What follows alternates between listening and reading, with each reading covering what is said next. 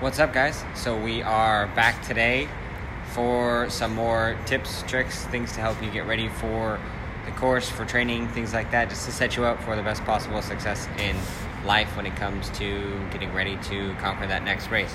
So not just Spartan, but any race. We help people get ready for everything from, the OCR, like MCRD, mud run, boot camp challenges, Spartans, Tough Mudders, all that fun stuff. Sam's here. How's it going? So some of you guys know we just... Oh, We're good. Hello, guys. There you are. So we want to cover a few additional things today. Just to recap real quick. Last 2 days we've jumped on, gone live, added a few little tricks, things that we've learned that definitely help us on and off course. So day one we covered how to pick a race or something that you want to do, how to train for it, how to set up your training for that. Yesterday we covered a few different things such as rope climb, grip strength, cover the Atlas, the twister, and then we got in real quick just to some nutrition and things that you would need to help keep a good pace during the race, as well as make sure that you don't hit a wall or cramp or crash while on course. So today we're going to do a few more things. I'm excited. All right. So so we're going to take you outside. I'm going to take my glasses off so they don't break. And we're going to cover one of the things that some people struggle with, which is getting over a wall. So there's different ways to do it. I'll demonstrate one of the ways, and then Sam will potentially demonstrate another. Forgive me, I'm in jeans, so but they're stretchy, so it's fun. But he's been having some booty gains, so hopefully they won't rip in half. No, it's good. It's all right. If they do, it's a better show. But so with the wall, there's different approaches. I know a lot of people will run at it. If you can, here, I'll turn it around so you can see. I will talk, and then Sam will film. So this is our wall. It's an 8-foot wall. Typically on a race, you'll have some type of foothold or something to help you get up. If there's not that, or you don't have that, or you're running with a team, you can always work together to get over the wall. The way that I like to help people on course the best, it is the nicest to me and the nicest to the person I'm helping, is to get in a wall sit position. So sit like this, and then I actually have them go straight up the middle. No point in not being friendly. That way they can stand on both legs, and I can secure their legs from the back. If they need to, they can hold on to my shoulders and then climb up me like a ladder, and they can grab the top of the wall, and then if needed, I can stand and then help give them an additional boost. That's the way that I found is a little bit easier, safest. I know you can give straddle the hand or whatever. It's hey, pick them up like that. Or some people try to run and jump off of you. That to me, I've experienced both. And having the run approach, I've been kicked in the face. That's not fun. Doing the slow and controlled boost is definitely a lot more secure, both for the person helping and the person that needs help. And then same with the stepping on my hands and getting over. That works to a certain degree, but typically it becomes a little bit more shaky. So if you're gonna help someone, make sure that if you're the base, you are stable. That way, if they need the help, you can be there. There's no point in offering help if you're going to be shaky and then you're potentially both going to go down. So only help if you can provide a secure base. All right. So the way that I like to do it is I don't necessarily run and kick off the wall. I just get close, and then if I don't have the strength to just pull myself over, I walk my feet up the wall. So I will show you what it looks like to grab the top of the wall and then walk over. If you did have to do a running approach, you would run, kick off the wall, and grab the top. That's something that can be practiced anywhere. Even if you don't have a wall to grab, you can come over to just a normal brick wall or something that you can run and jump off of. So you would just run and kick off of it. Do it again. Try to gain a little bit more height until practicing that over and over with alternate legs will help in the race. So when you're approaching the wall, you can run, kick, jump high. And so you don't have to have a wall to climb to practice that technique. So find a stable wall, run, jump especially for someone that is vertically challenged. They will need to be able to either have like a great vertical leap or be able to kick off the wall. So for me, I approach it. I don't kick off. I just jump up and grab. Grab the top, and then walk up. And then once you get to the top, you can either straddle it like this. I typically just like to put my foot on top and then jump over. Straddling it's a little bit more secure. You don't necessarily get as high. And then work your way over, and then go down as controlled as you can.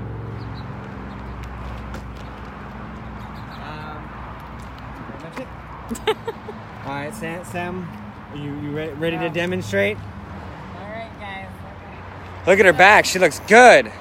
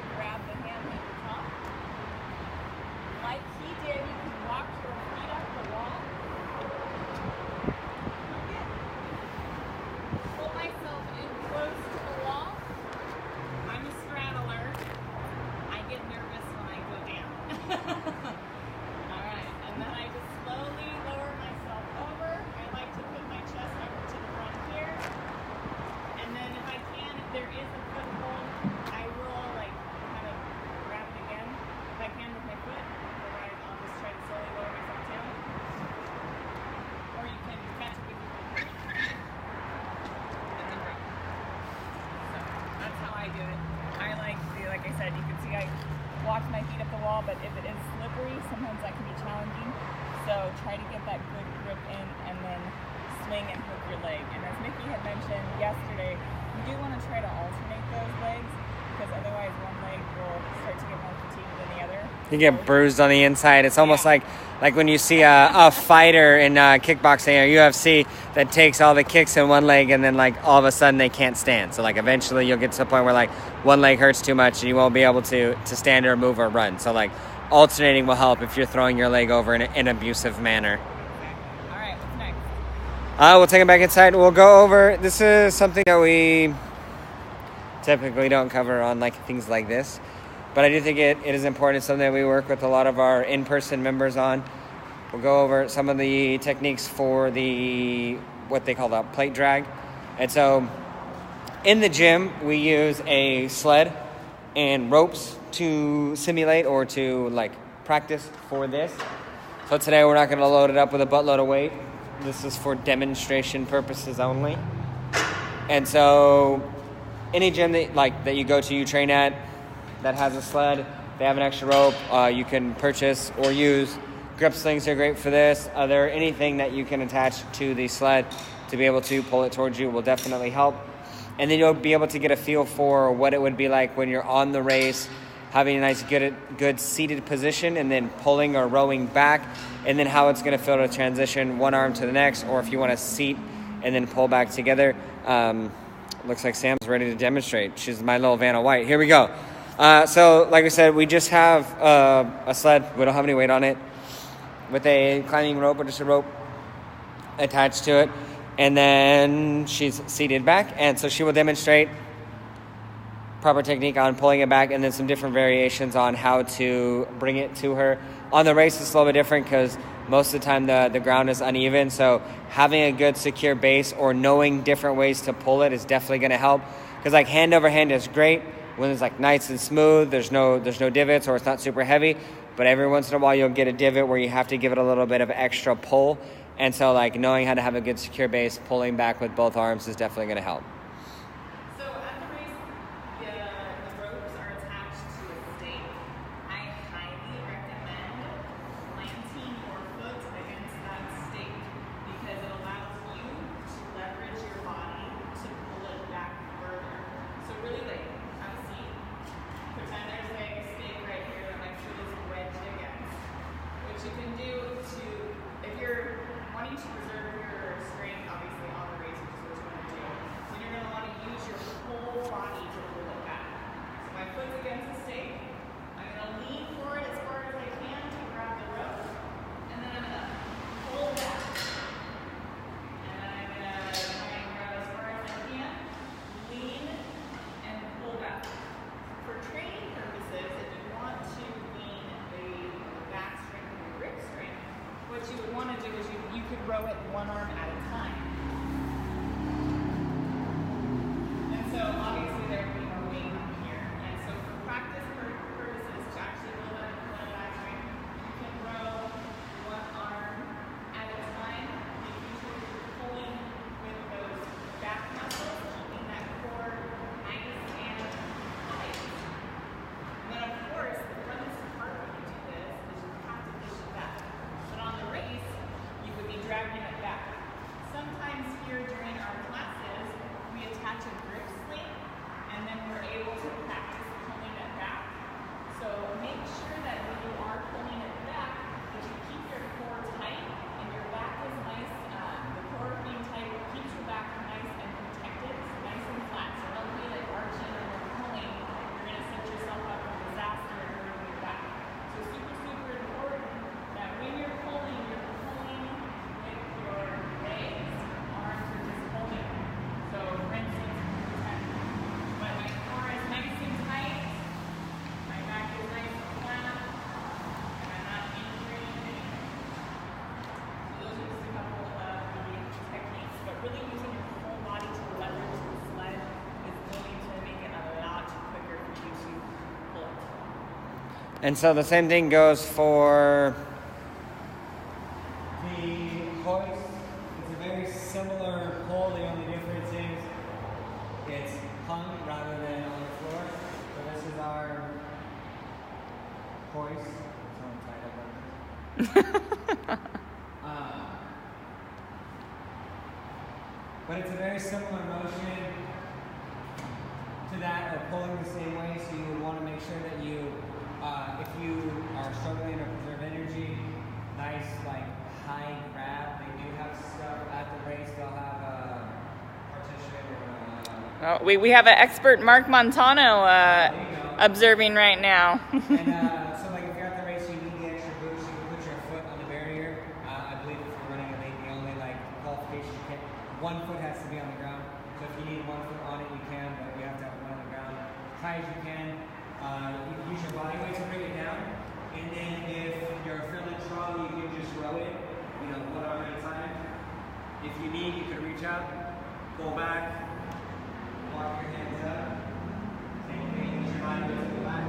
You can even do that in a bigger motion.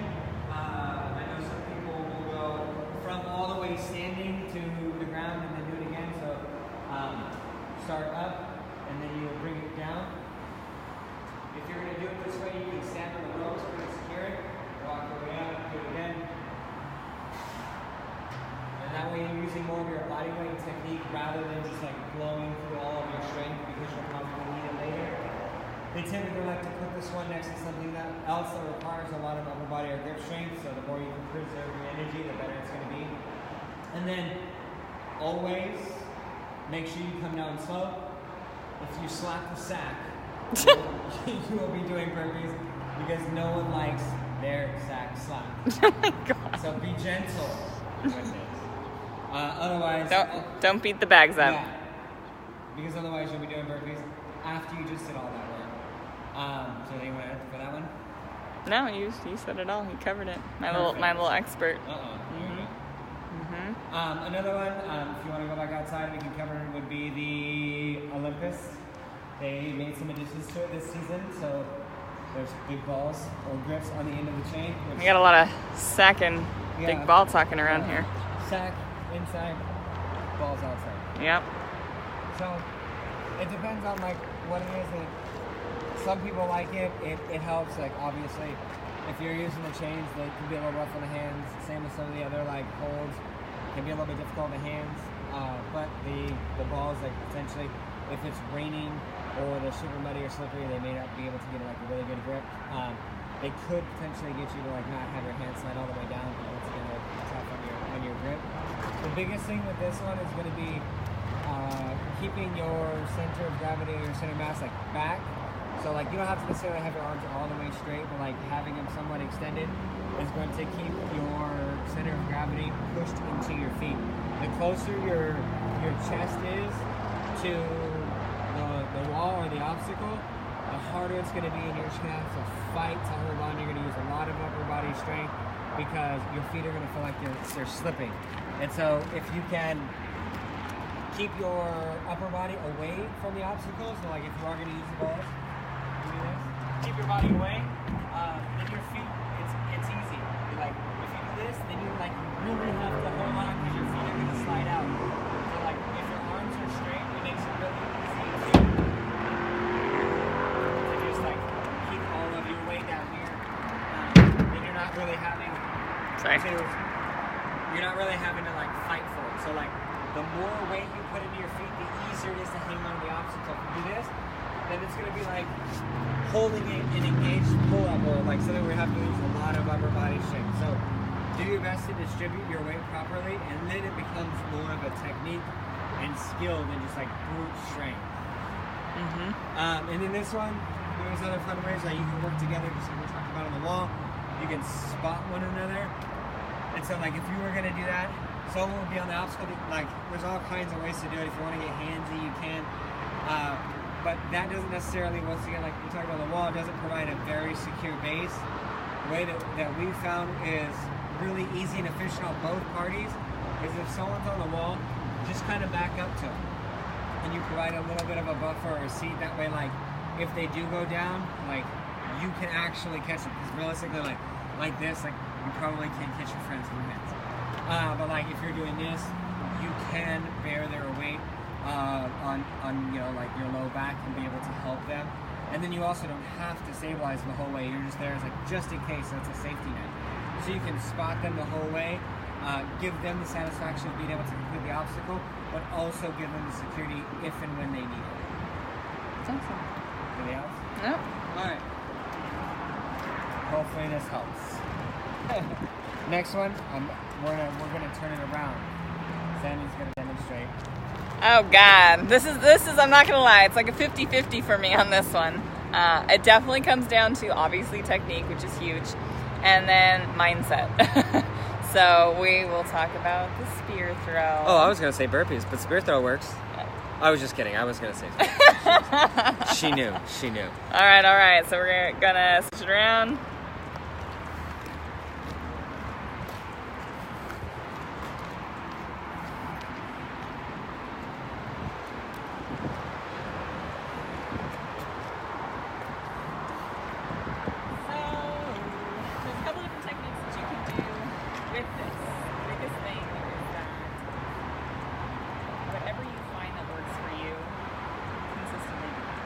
It's like a good meal plan. Exactly. So find what works for you. So practice a couple different styles, and then whatever that is, like whatever style you like, practice that style, and then consistently do it so that when you actually get to the race, you've got this to do it. The next big thing that we really preach to people is making sure that you come up in a calm manner to any obstacle as you approach. So really just rather than like gunning through it, like gotta go, most people mess up, they slip, and nobody ever wants to do freaking 30 burpees for a spear throw. It's a waste of time and it sucks. So you come up, you're like, okay, I envision myself hitting this obstacle, and you're like thinking about it the whole time, because that's at least what I do. I know, envisioning myself, I got this, and then walk the obstacle, take a big breath, and of course find that lane that you want, and then you're just gonna go for it. So how that works, pick a lane, make sure that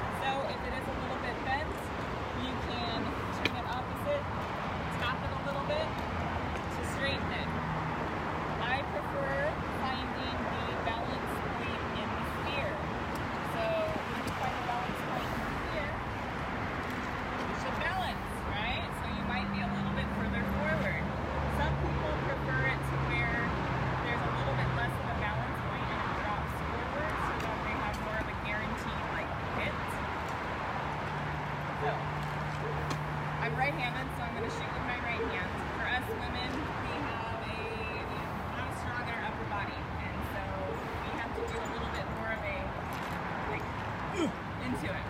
Sometimes we got to step into it. I got to step into it because my shoulder gets tired, and I don't have the strength to just, as Matt would say, kill into the spear. So, keeping my left arm out, because I am right-handed, I'm going to throw it with my right hand.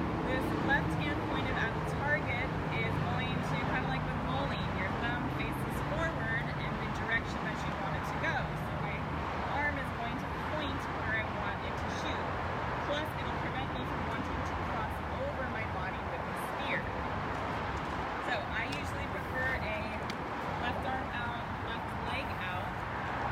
I like to keep my elbow pointed towards the target, so it's almost like a darting type motion. Some people prefer it out here, but for me, I find that I tend to go over my body when I do that. So from here, I'm pointing at the target. I like to just do a one big one. See how I feel? Yep. So I'll step into it to give me a little bit more power behind the spear. Oh.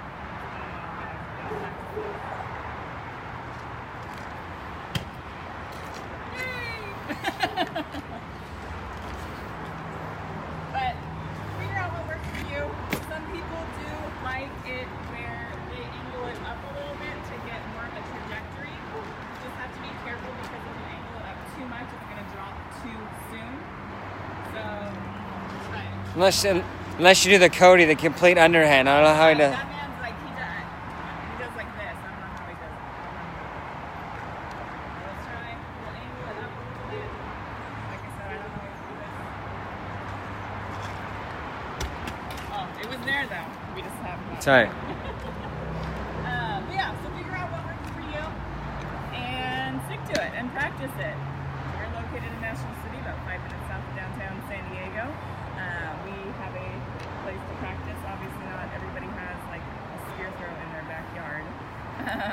So you can practice by even like not having a spear and having just a broom and like throwing it at a wall if you want in your backyard. Like the kids race. I know the kids race, they don't have tips on them. It's just a broom handle and a target. So then you'll know, like, hey, look, if I can nail the target, then I'm good to go. And I know our good friend Matt loves to find the spears at the race that don't have a tip and see if he can nail it anyways. Because, like she said, he freaking kills it. Like, yeah, it's bad. He puts everything behind it. So, like, tip or not, he's sticking it. Oh my god. Yeah. Jerry would be proud of us. Mm-hmm. Jerry would be proud. Sorry guys, if you haven't realized, we like innuendos. We figure, humor is the spice of life. So, it's true. Yes. It's true. So we'll walk over to the front and then talk about a few other things real quick. That is it for today in regards of obstacles, at least like physical obstacles for the race. We do have some things that we're working on for you guys that will allow us to be able to continue training with you both live and not live on a lot of these things, because it is important to go over things multiple times, because that's how you learn. The thing that we wanted to talk about now was obstacles that you may face on race day or training leading up to race day that aren't necessarily physical obstacles in regards to like race readiness or proficiency. I know, at least for me, when I was first starting, it seemed like every race there was something that came up that presented an obstacle on race day or leading up to it. Like there was unexpected traffic, or the weather wasn't what I expected, or if I was running with a team, somebody was late. And all of those things could potentially affect your performance on course. And so do your best, like she was saying, when you approach a physical obstacle on course or in life, it is... we have a customer. Welcome. Excuse me, I have a question right real quick. How much do you guys charge to start it? We have different membership options. And so the big deal, like you said, we're live, so that's how that goes.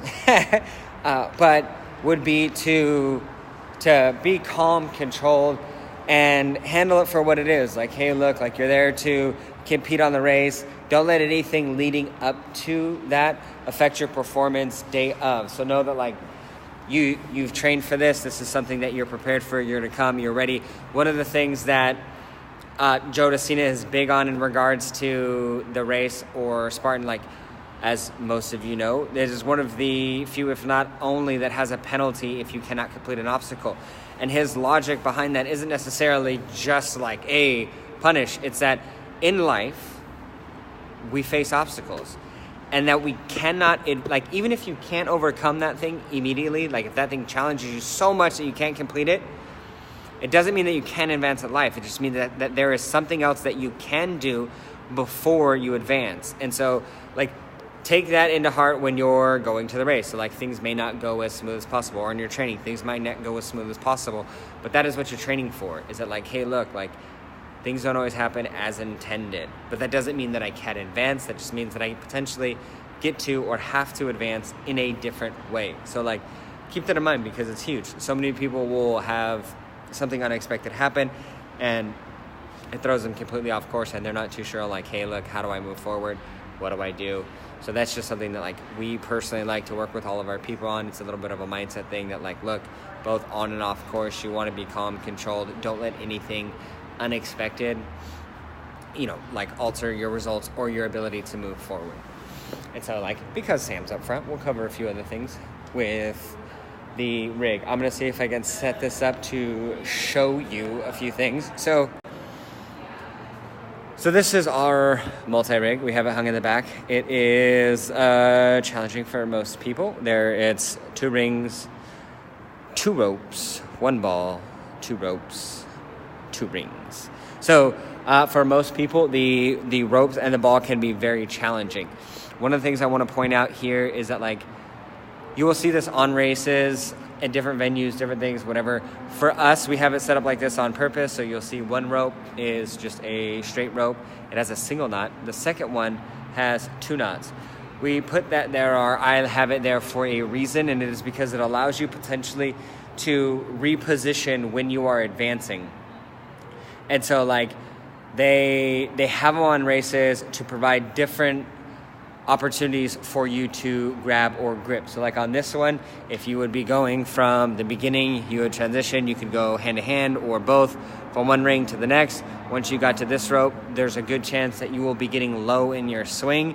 And so having these additional knots, one at the bottom, one at the top, will allow you to reposition your hands, get a higher position before you advance.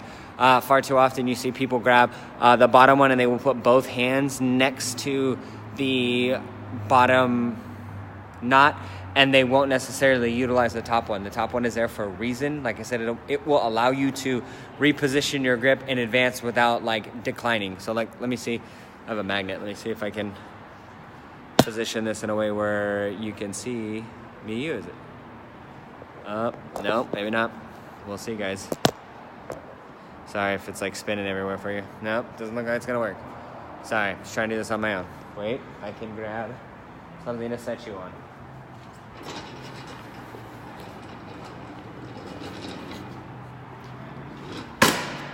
So I'll set you up right here.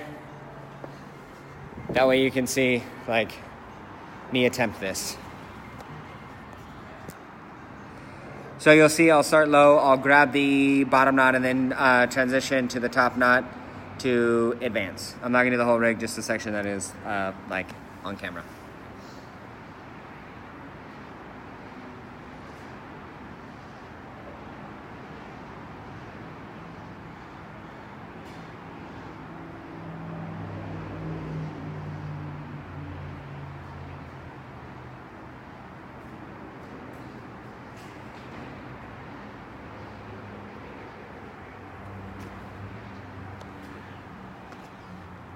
So, like I said, like, I'm sure you saw, I don't know what you saw, but hopefully you saw that I used the top knot to get a higher position, because sometimes when you grab that low knot and you swing down, you'll fall or you feel yourself dip, and that typically will lead to you, like, slipping or falling off the obstacle. That's definitely not something that you want to experience, like, mid-race. One of the things that we covered yesterday in regards to, like, grip strength and advancement was making sure that you are as secure as possible before you go to advance. And the reason that's important is because if you aren't secure, your grip is a little bit loose, you go to advance, there's a good chance that you will slip and fall. And so there is tons of things you can do. We covered a few yesterday in regards to training your grip. You can hang on all kinds of stuff. There's different things you can squeeze. You can throw a grip sling, a towel, something over a bar or a doorway and like hang your body weight off of it. Another one that our good friend Matt Dominguez loves to do is with a dumbbell. I will show you. He likes to get on the edge of a bench and then roll the dumbbell down his forearm and then back with his fingers. And so you would be, here and then down and then back up and then down and then back up. And so that's going to provide you with a little bit more of a forearm pump, working on your grip. It's definitely something that will be beneficial in your training to help get ready, because the awesome thing about bodyweight training is that it's difficult. The thing that sucks about it is that it's difficult, and if you get to a point where you are fatigued and you can't hang any longer, that is a good regression to do so that you can continue to build your strength even when you're fatigued. Another thing you can do, if you are in a place where you can hang on something, is to potentially provide yourself with a spot. I know when I personally first started training, I couldn't even hold my own body weight on a bar. And so the way that I started was I had a friend hold me while I tried to hold onto the bar. And that was honestly how I started. I would bend my knees and he would grab my shins or my feet and hold me up so that I wouldn't fall. That can be a little sketchy, but it worked. The other way you can do is you can just put a chair or something at your feet so that you can step on it or hold or lift yourself up so that you don't have to bear your entire body weight, because we know that bearing your entire body weight can be difficult. But it is something that the more proficient you want to be at the race, it's something that's going to be necessary. So definitely train hanging, train your grip for that, because it is necessary. And then also practice. So many people will practice hanging with two arms. Hanging with one is just as, if not more important, because when you're going to be on the multi-rig or the monkey bars or the twister or something where you're going to have to transition, you will need to be able to bear your weight with a single arm. And that's important. Sammy's back. How'd that go? That was great. Yeah, see. He's going to do OCR class Wednesday. Oh, see? Live. It's Changing lives right now. It just happened with you guys here. Mm-hmm. That happened. What'd I miss? I did my best to go over the rig by myself with them. Well, it wasn't by myself because they were here, but I covered. I could we can do it again. I set them up on a bench. Oh. Yeah, they sat on a bench and watched. It was fun. Nice. Yeah. Awesome. I think that was good. Yeah. And then I told Map's favorite grip thing with the forearms and the weight of the dumbbell. True. Mm-hmm. Yes. But yeah, don't forget, even in your general upper body workouts, speaking of grip strength, hanging on a bar is a freaking workout. And even doing deadlifts, that's gonna work your grips, and especially depending on your hand positioning in the deadlift. So if you're doing a straight bar, if you keep your hands this way versus this way, you will work your grips that much more. So you probably will have to go a little bit lighter on the weight. Your legs may be able to handle it, your back may be able to handle it, but your grip strength might not be able to handle it. But if you really want to build that grip strength, then keep both hands forward. Or what you can do is do all your reps, and if you want to do that switch grip or whatever, at the end of your last set, hold a normal grip and just hold it for as long as you can on your last set at the top. And then, of course, put the weight down, and then that way you'll kind of start to build that grip strength up a little bit more. And then same with same with the holding and hanging. There's so many people that do farmer walks. So same thing. Just pick it. You can do a dumbbell. They have different things that you can carry. This way. Yeah. But the big thing with the farmer walk is make sure that you are engaged, but not too engaged. You don't want total dead hang on the shoulder. Because we had talked about before, you definitely want to be able to protect yourself, your shoulders, whatever. But you also don't want to like be like super tight in your shoulders. You don't want to have like a curl in your biceps. You will see some people. So she's gonna demonstrate.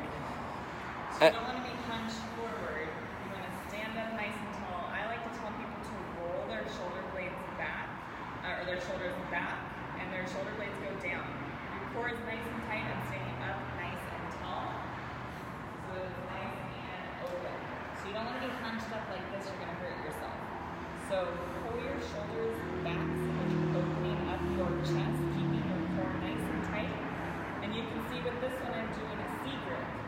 So you want to practice different ways with your grip. This is one of them. But see how her arms are bent? That she's just like showing her grip. Like you don't know. So many people we see coming here, it's like, oh, do a farm walk, and they'll like try to hold it up like that, and it's like that's unnecessary. Like that's so much. It's not necessary unless you want to purposely work on your muscles in your arms, like in your biceps and everything. Yeah. But make sure so many people they engage the wrong muscles than they should, and they Or they'll completely like dead hang. So you obviously want your. dead hanging. When they dead hang, then they pull their chest forward, and then their pelvis tilts forward, and it's not good. So core tight, open up that chest, pull those shoulders back, and walk. Walk this way. Oh, look, there we are on the wall. That's us.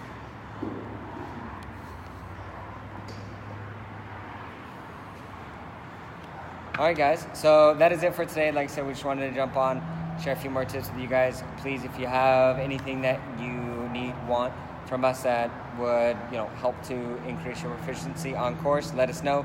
If you guys like this, please let us know. Comment, like, share, pass it around.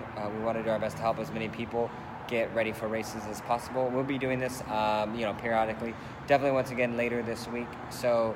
If you drop in the comments, let us know when is the best time for you. We'll do our best to accommodate because our goal is, like I said, provide you guys with some of the tips and tricks that we know. We want to make sure that you guys can be there for that, or that you will have access to it to be able to share it so that you can benefit from it as much as possible. So, have a good one.